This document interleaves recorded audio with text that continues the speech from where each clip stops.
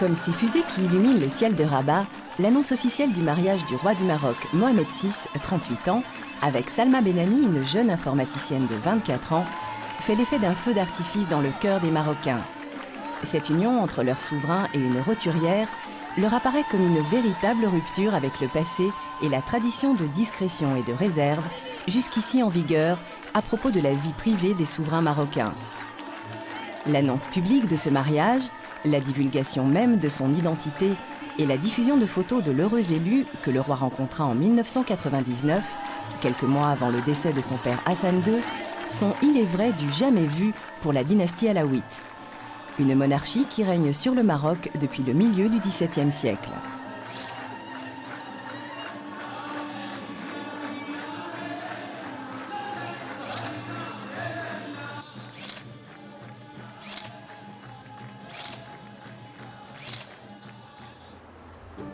Le mariage prévu le 12 avril à Marrakech est reporté pour que les fastes de la cérémonie ne choquent pas le peuple marocain au moment où le Moyen-Orient s'embrase à nouveau. Finalement, la date retenue est le 12 juillet suivant. Le choix du lieu se porte sur Rabat. Rabat, capitale du Maroc, en réalité une petite ville aux allures provinciales, où les cercles islamistes sont peu influents. En préparation de l'événement, les artères de la ville ont droit à un coup de peinture fraîche, les drapeaux fleurissent à tous les carrefours et tous les journaux marocains soulignent le côté révolutionnaire de l'événement. En tout cas, la volonté de Mohamed VI de dépoussiérer fortement l'image du palais et de la cour est bien perçue par toutes les couches de la population marocaine. Oui, c'est un mariage parfait. C'est nouveau pour nous, nous sommes très heureuses. C'est bien. Surfant sur la vague de séduction de ce mariage, l'hebdo La Vie économique a même commandé un sondage sur le rôle de la nouvelle souveraine. En priorité, 30% des sondés comptent sur elle pour appuyer une proposition de loi interdisant les violences sur les femmes et les enfants. Curieusement, seuls 4% sont concernés par l'interdiction de la polygamie. Par contre, plus de 12% espèrent qu'elle soufflera au roi de faire voter une loi pour que la femme ne soit plus à l'avenir obligée de donner son salaire à son mari.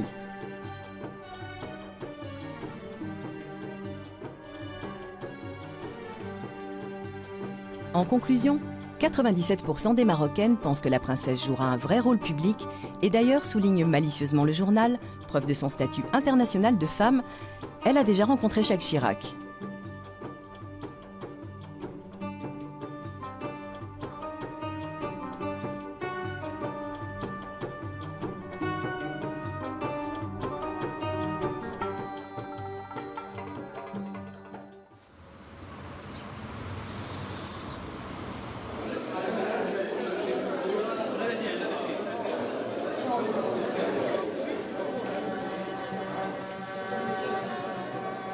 Autre signe de la volonté du palais de faire partager cet événement avec la nation tout entière, 200 couples de jeunes mariés de toutes les provinces du Maroc sont conviés à célébrer l'événement à Rabat en même temps que le couple royal. Venus aux frais du roi des endroits les plus reculés du royaume, tous logés dans des hôtels 5 étoiles, beaucoup d'entre eux, provinciaux d'origine modeste, n'en croient pas leurs yeux. Ils sont associés à Rabat, dans la capitale du pays, au mariage de leur souverain. Promus au rang d'ambassadeurs de leur tribu ou de leur village, tous leurs déplacements se font pour des raisons de sécurité sous escorte policière. Néanmoins, l'ambiance est plutôt bon enfant et dans le bus qui les emmène de l'hôtel au Palais Royal pour la cérémonie des vœux, Rachid, un nouveau marié originaire d'Oujda, près de la frontière algéro-marocaine, commande ce mariage et la place de sa future épouse dans le Maroc de demain. C'est une femme islamique, oui. C'est historique. On ne dit pas que la femme, on enfermait les femmes. On n'enfermait jamais les femmes. C'est nos femmes, c'est nos mères, c'est nos sœurs. C'est l'islam qui dit ça. C'est l'islam qui dit ça. D'accord. Alors... Mais pourquoi on ne connaissait pas la femme des rois précédents et pourquoi Mohamed VI a choisi de présenter celle-là? Vous pouvez questionner n'importe qui pour vous dire la réponse. Pas moi. Moi, je ne peux pas dire. Je ne sais pas pourquoi. Vous ne savez pas pourquoi, mais c'est un bon point pour le Maroc. C'est un bon signe pour le Maroc. C'est bon, c'est bien.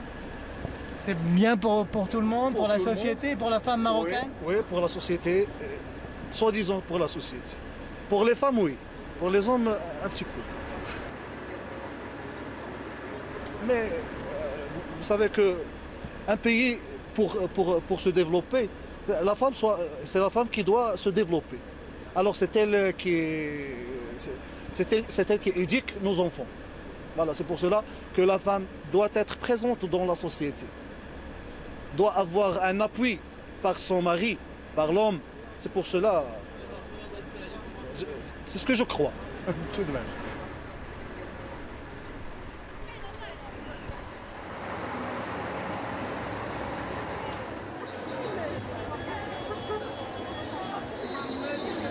Dans les rues de Rabat, la ferveur populaire monte d'heure en heure alors qu'on approche de la fin de l'après-midi et du début des cérémonies officielles.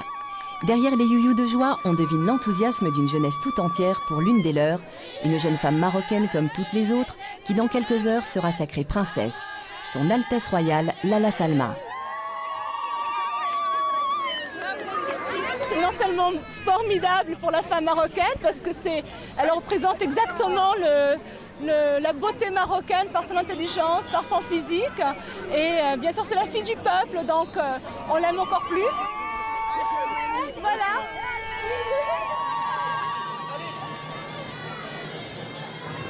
Conformément à la tradition marocaine, les cérémonies du mariage royal sont planifiées par le palais sur 3 jours, les 12, 13 et 14 juillet.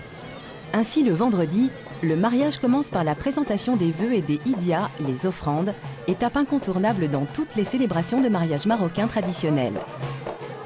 Rendez-vous est pris pour tout le monde à Baba Soufra, la porte des ambassadeurs, au pied de la mosquée Al-Fas sur l'esplanade du Palais Royal, qui est réellement une ville dans la ville à l'intérieur de Rabat. Là, chacun des participants, sans doute pour cacher son émotion d'avoir été choisi parmi des milliers de sa ville ou de sa province, tente de se préparer le mieux qu'il peut. Tous, c'est visible, en répétant leurs pas de danse ou en chauffant leurs tambourins, ont décidé de donner le meilleur de leur talent pour présenter les particularités de leur province d'origine. C'est l'ensemble de ces différences qui fait la richesse du Maroc.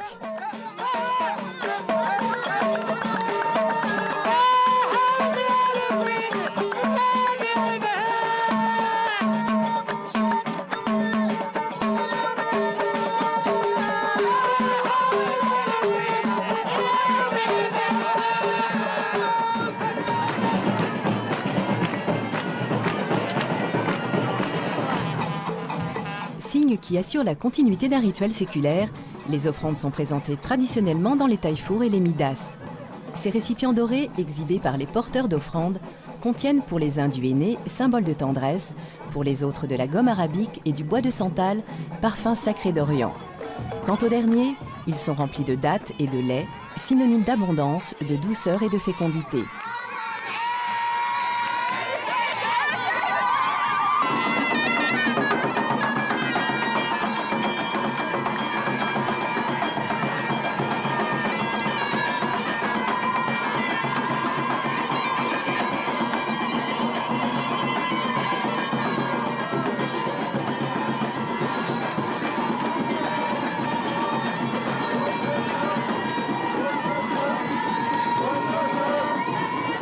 Levés depuis l'aube, venus de leur campement où ils sont regroupés aux 4 coins de la capitale, tous les porteurs d'offrandes, les femmes des tribus, les musiciens, mettent des heures à former ce cortège de plusieurs kilomètres qui va avoir l'insigne honneur de défiler devant le roi, son frère cadet, le prince Moulay Rachid et les invités personnels de Sa Majesté regroupés dans la tribune d'honneur.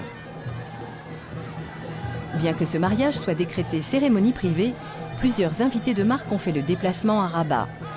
Le plus prestigieux étant bien entendu l'ex-président des États-Unis Bill Clinton, accompagné de sa fille Chelsea. Pas de chef d'État en exercice, mais les envoyés personnels de plusieurs dirigeants du monde arabe et africain.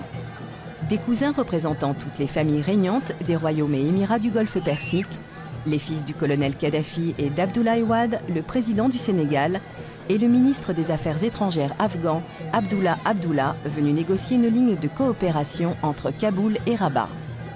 Aux salves de 7 coups de canon qui, selon le protocole, sont le signe du début des célébrations officielles d'un mariage royal, la procession peut commencer à défiler devant les 3 tribunes disposées dans l'enceinte du Méchoir, devant les remparts du Palais Royal. Dans la tribune officielle, pas de femmes. Seuls, à moitié cachés des regards par un lourd dais de velours sombre, ont pris place le nouveau roi Mohamed VI, et son frère cadet, le prince Moulay Rachid, encore pour quelques mois numéro 2 dans l'ordre de succession au trône alaouite. En attendant l'héritier mâle que tout le Maroc espère et dont on guette déjà la naissance.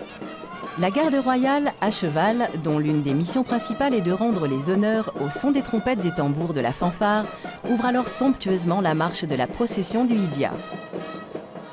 Quant à la jeune mariée, que tout le monde ne connaît qu'en portrait, elle est, comme c'est la tradition, encore maintenue cachée aux yeux des étrangers dans une annexe du palais, entourée seulement par les siens et des servantes proches de la famille. Comme sont également absentes les épouses des 200 mariés, tous vêtus de blanc et cantonnés dans une tribune spéciale, faisant face à leur souverain.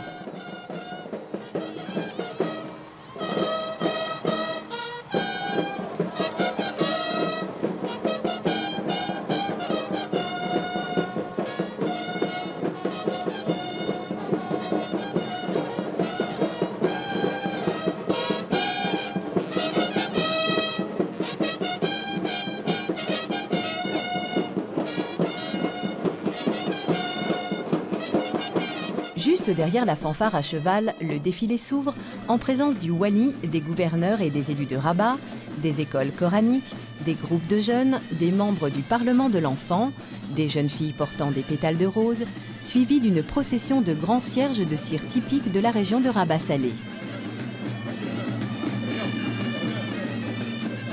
Vient ensuite le long cortège des représentants des 16 régions du Maroc, du sud saharien à la côte nord méditerranéenne. Tous les gouverneurs, nommés par le roi, immensément puissants dans leurs régions respectives, marchent en djellaba blanche, babouches de cérémonie aux pieds et courbent tous la tête en passant devant leur souverain. Reste à réussir cette longue procession du Hidya, qui, sans être fastidieuse, doit être le reflet de l'offrande de toute une nation à ses souverains. Chaque groupe a l'idée de mettre en valeur le meilleur de chaque région, étalant les richesses culturelles et l'identité de chaque province. Place donc à la musique et aux pas de danse aériens et acrobatiques des Aïssois et des Hachmarda, aux danses chaloupées et envoûtantes de la Guédra pour la région saharienne de Goulimine et de Smara.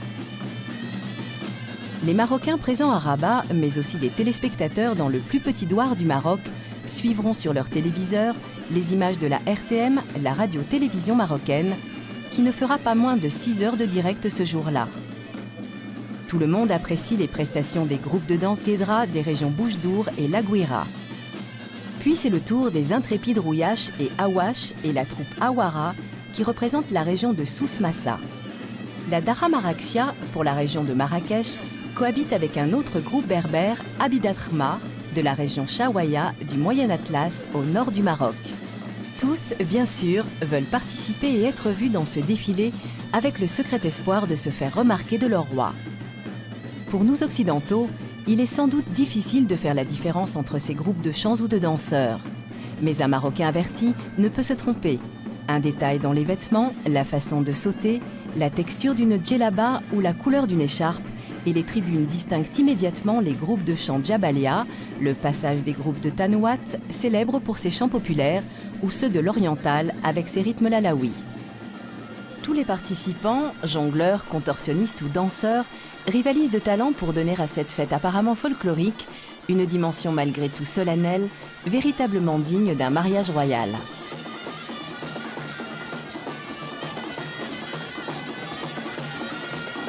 Chaque région du royaume s'est ainsi ingéniée avec beaucoup de sérieux et de longues semaines de préparation à donner à travers ses costumes traditionnels et ses chants la meilleure image d'elle-même. Histoire de marquer de sa particularité cet ensemble étonnant de tribus qui forment contre toute attente la richesse et la diversité du royaume chérifien.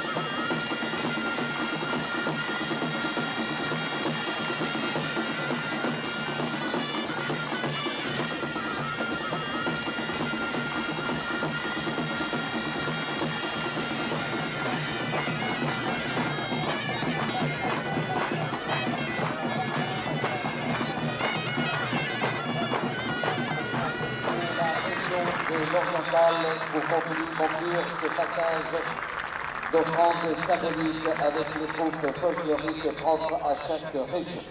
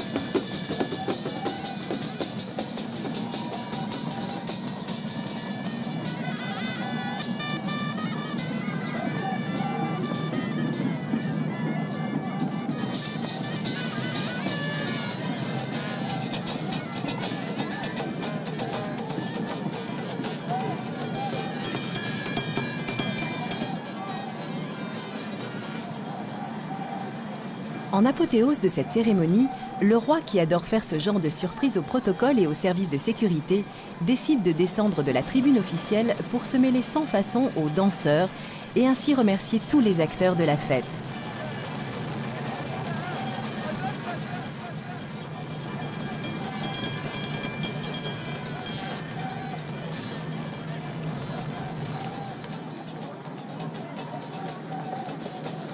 Accompagné du prince Moulay Rachid, il s'avance sur l'esplanade du Méchoir dans une cohue indescriptible, ce qui rend extrêmement nerveux tous les membres des services de sécurité qui courent dans tous les sens pour mettre un semblant d'ordre dans ce happening royal.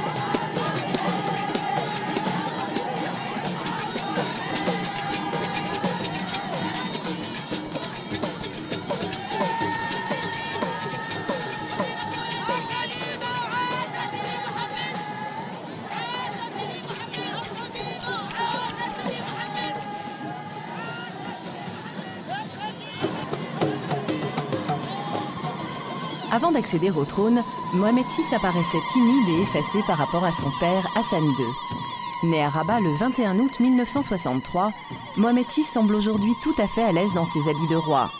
Il a été dès le plus jeune âge sévèrement éduqué par les précepteurs de la cour.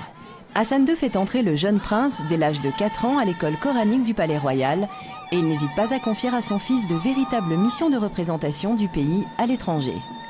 Mohamed VI est sacré roi du Maroc le 23 juillet 1999, après le décès d'Hassan II. Dans son premier discours à la nation, il s'engage à poursuivre l'œuvre de son père et, fait nouveau, à accorder une attention particulière à la solution des problèmes sociaux qui gangrènent le Maroc.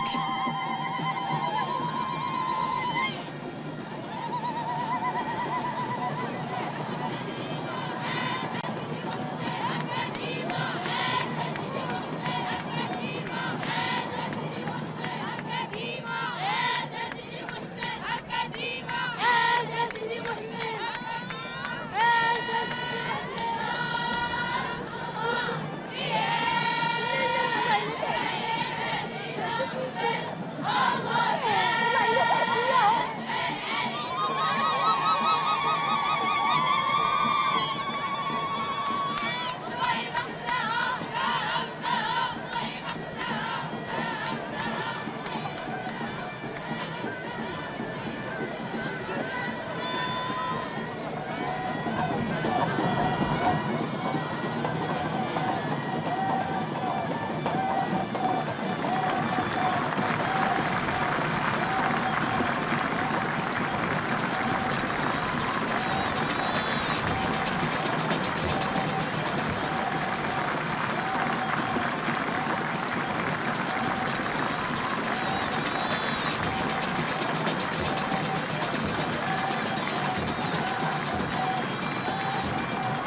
C'est sous les vivas de la foule, des 200 mariés et de tous les invités officiels, debout pour l'occasion pour une standing ovation, que le roi se retire dans ses appartements.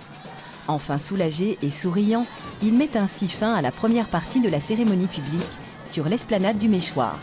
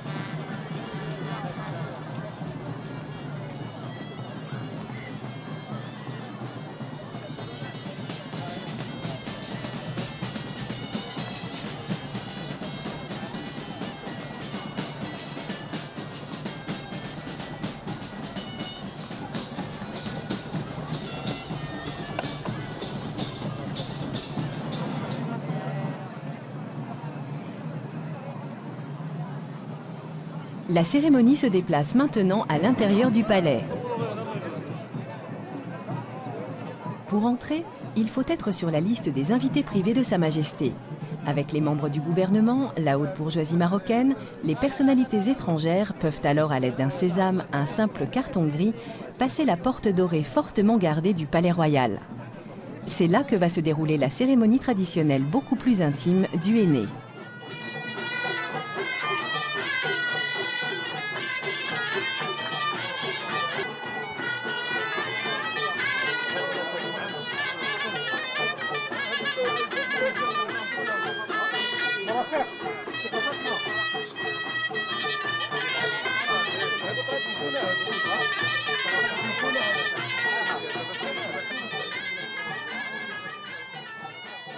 Le cérémonial du henné constitue un rituel essentiel dans la célébration de tout mariage marocain.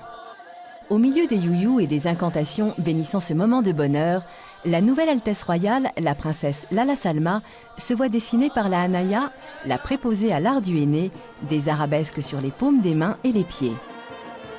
Plusieurs dizaines d'assistantes de la Hanaya feront la même chose sur les 200 jeunes épousées, toutes encore la tête recouverte d'un voile vert.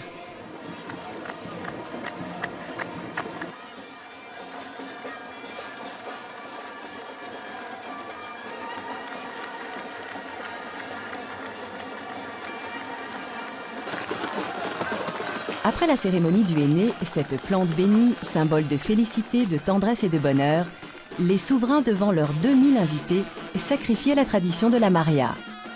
Immobiles et droits, portés sur une sorte de plateau, ils se prêtent à la doura. Par 7 fois, chiffre porte-bonheur, on fait tourner la nacelle sur elle-même. Soulevé à son tour par des notables et par son propre frère, le prince Moulay Rachid, Mohamed VI se prête en souriant à la doura. On les fait ensuite traverser 8 fois la cour du palais pour que le millier d'invités puissent les admirer quelques instants.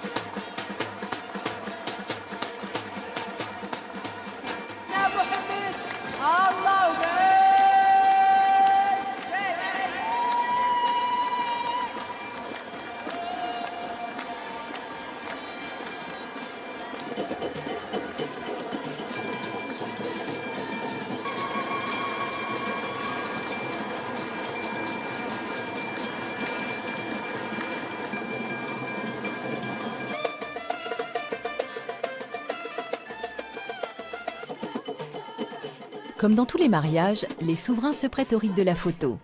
Prise par le seul photographe officiel du palais, dont le père officiait déjà sous Hassan II, le cliché paraîtra le lendemain dans toute la presse du Maghreb et du monde arabe. Elle montre Mohamed VI entouré de son frère et de ses sœurs, mais particularité, la nouvelle Altesse royale a le visage encore dissimulé sous un voile, en ce premier jour des cérémonies officielles. Le roi, après un salut cordial aux invités les plus prestigieux, rejoint dans une soirée privée quelques amis aussi différents que le comédien Jamel Debbouze ou l'académicien Maurice Druon. Le roi semble satisfait de cette première journée de cérémonie qui est un réel pari pour se démarquer des habitudes et du protocole très lourd du passé. La volonté de Mohamed VI est claire. Marquée par ce mariage avec une fille du peuple, une nouvelle époque plus ouverte, plus rafraîchissante pour la monarchie alaouite.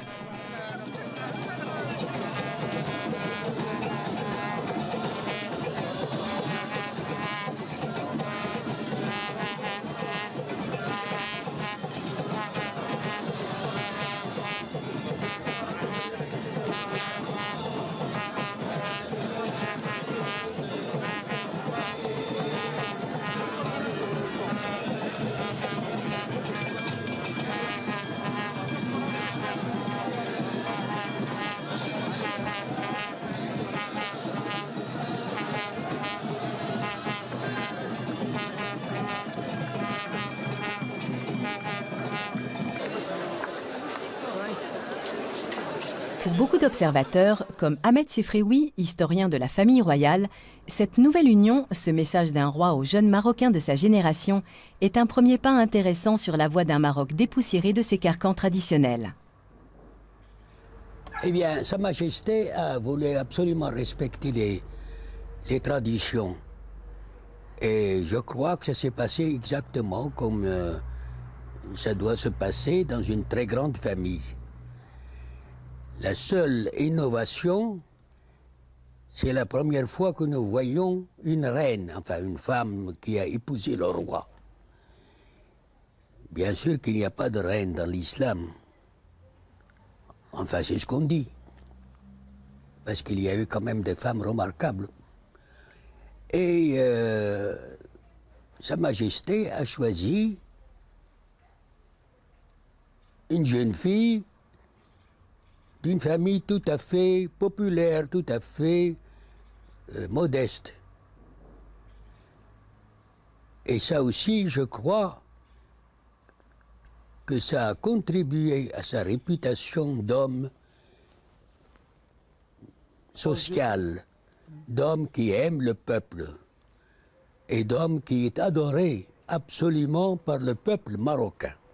C'est important pour les Marocains de savoir qu'il y a quand même une interpénétration qui peut se faire entre la famille royale, qui est une famille divine, si vous voulez, et la famille, les autres familles qui sont les familles ordinaires. Donc je crois que ça a été un geste merveilleux de la part de Mohamed VI. On dit que la princesse aurait obtenu d'être la seule femme. Vous pensez que c'est quelque chose d'important? C'est possible, oui. Mais parce qu'un roi a besoin à la cour, à l'intérieur. Je ne reproche pas à Hassan II d'avoir eu je ne sais pas combien de femmes. Parce que tout d'abord, les familles, les grandes familles autrefois, avaient l'habitude d'envoyer une de leurs filles à Sa Majesté pour être bien avec elle et pour obtenir des faveurs et des prébendes. Vous voyez?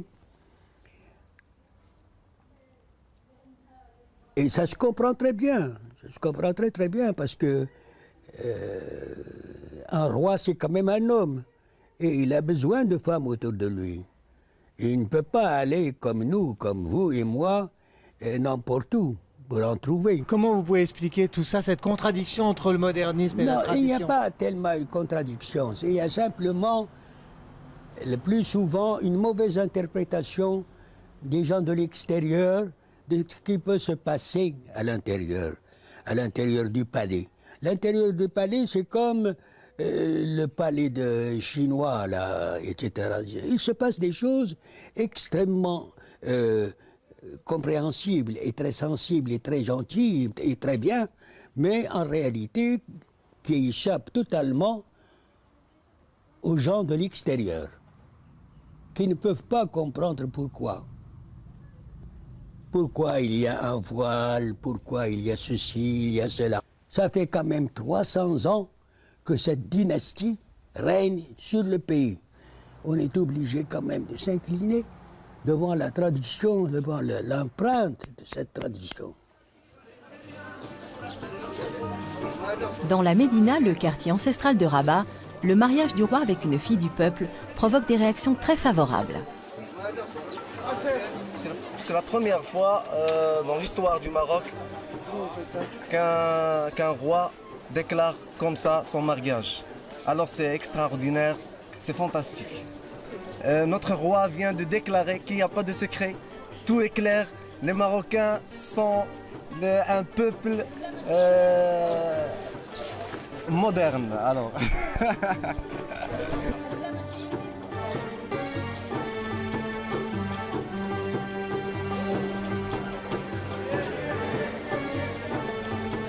Il n'empêche, le poids des traditions, surtout chez les femmes, se fait toujours sentir et l'idée du harem n'est pas pour elles incompatible avec royauté.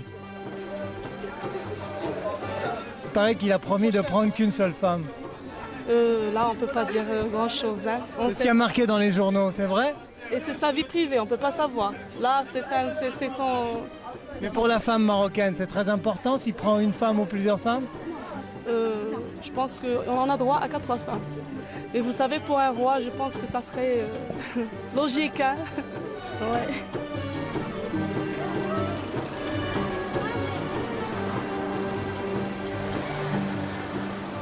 Pour l'instant, au bord de la rivière qui sépare Rabat et Salé, à l'ombre de la tour Hassan et du tombeau de Mohamed V, les familles déambulent au soleil. Le roi a décrété férié les 3 jours de son mariage avec Lala Salma.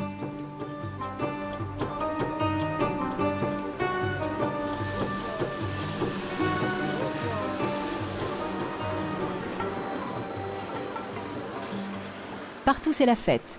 Des fantasias traditionnelles s'organisent dans tous les quartiers.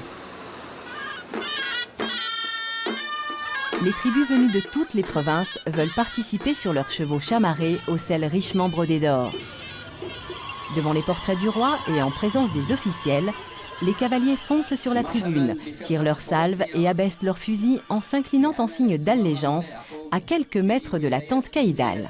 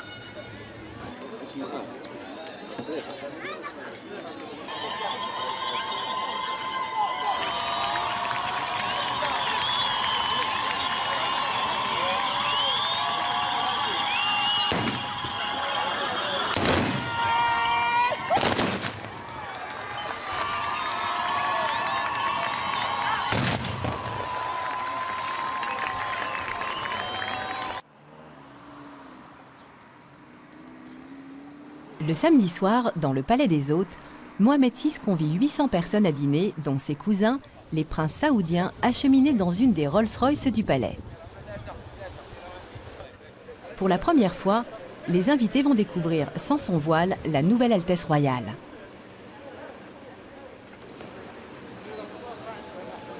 Pour beaucoup de Marocaines invitées à partager cet instant, le moment est empreint d'émotions contenues. C'est un événement exceptionnel, on est tous contents et heureux de fêter avec Sa Majesté notre roi cet événement heureux. On représente un événement officiel, le mariage de notre roi. Et le fait qu'il ait présenté la princesse officiellement, c'est quelque chose de très nouveau. Bien sûr, c'est très nouveau. C'est très nouveau pour la société marocaine. C'est une jeune fille qui est très jolie et que nous avons eu le plaisir de voir pour la première fois. C'est la première femme de roi que nous voyons.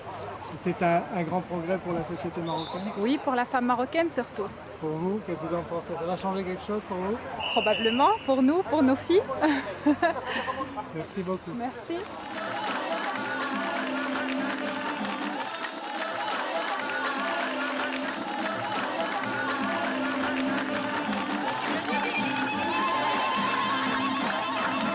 Est-ce l'absence de voile ou le sourire de Lalla Salma qui déteigne sur le roi et ses invités? Mais tout le monde est visiblement plus détendu et la cérémonie plus décontractée que celle de la veille. Toujours dans un souci d'apparaître comme un homme social proche de son peuple, le roi accepte de poser pour une photo historique au milieu des 200 couples de jeunes mariés invités. De retour dans leur chambre d'hôtel, ils découvriront une enveloppe à en-tête du palais royal contenant 10 000 dirhams, 1 000 € chacun, un cadeau inespéré pour ces jeunes couples en train de s'installer dans la vie.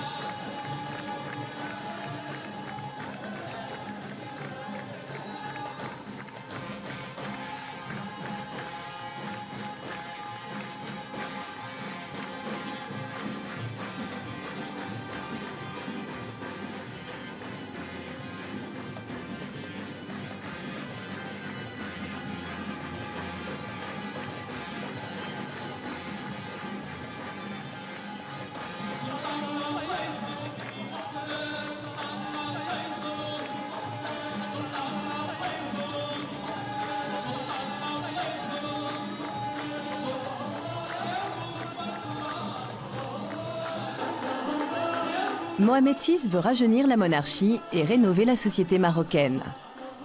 Face à une situation économique et sociale préoccupante, il prend des risques. Il multiplie les visites dans des quartiers déshérités où il est chaleureusement accueilli, gagnant ainsi le surnom de « roi des pauvres ». Ce mariage avec Salma Benani est un message qui fait naître des espérances pour des milliers de jeunes Marocains. le roi a affecté près d'1 milliard d'euros à la modernisation des infrastructures et à la création de milliers d'emplois. Les Marocains vont maintenant s'attacher à ce que le gouvernement suive le train de modernisation voulu par leur souverain.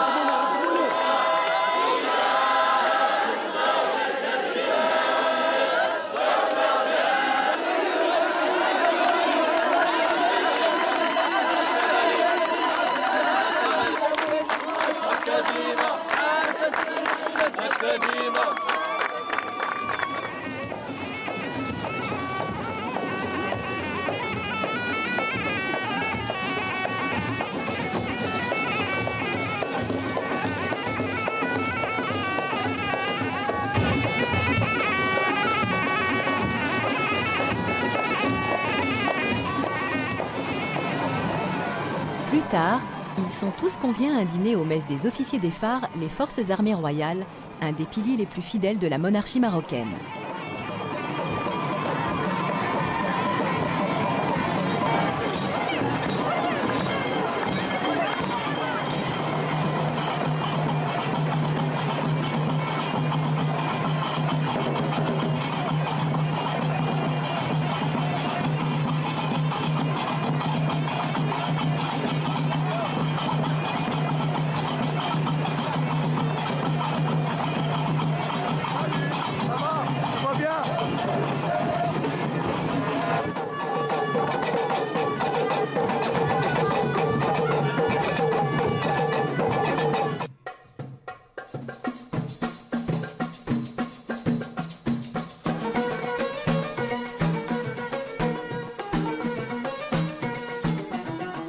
Ce soir, ils célèbrent ensemble cette incroyable aventure, participer au mariage de leur souverain.